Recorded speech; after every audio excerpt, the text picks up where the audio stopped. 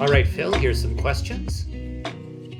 Manny says, I generally have a good read in most situations and what type of player I'm going against. My problem is if I'm giving off tells. How would I know? So practically speaking, we can never know unless somebody tells us what kind of tells we're giving off. I've talked about this in a previous video, but people are not as good at reading tells as they think. And most of your opponents, unless you're playing against the very best, are not going to be picking up very much on you in terms of physical tells.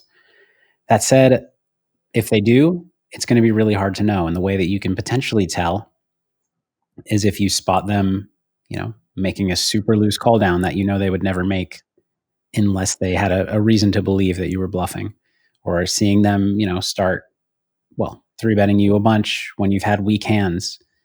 The problem with all of these methods of kind of gathering clues is that they're all kind of at the mercy of our biases.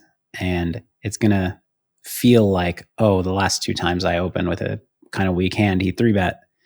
Like, oh, he must notice. And so I think using those metrics, or attempting to, is potentially fighting a losing battle. But that's the way that if there was a player who I've played a lot of hands against who's really making great decisions against me, I would start to question whether or not I'm giving off some serious tells. Dobre Andrei asks, I was wondering what your routine for studying, playing poker per week, month, etc. is.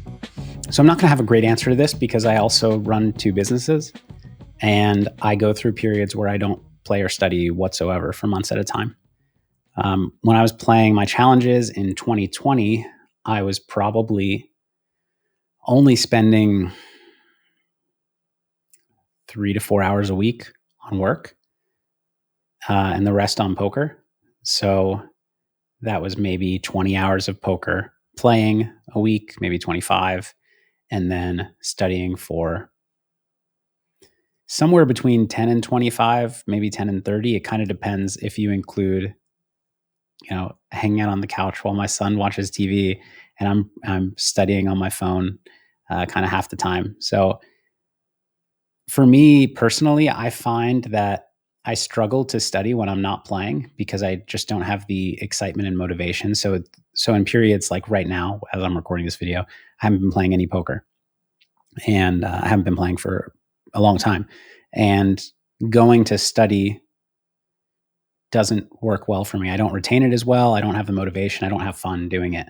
But when I'm playing actively, or let's say I have a challenge coming up, or I know I'm about to play something, I get very motivated, and I find that I study better that way. But so for me, it's all over the place. The biggest piece of advice relating to all of this that I would give to everybody is don't play without studying. Don't study without playing.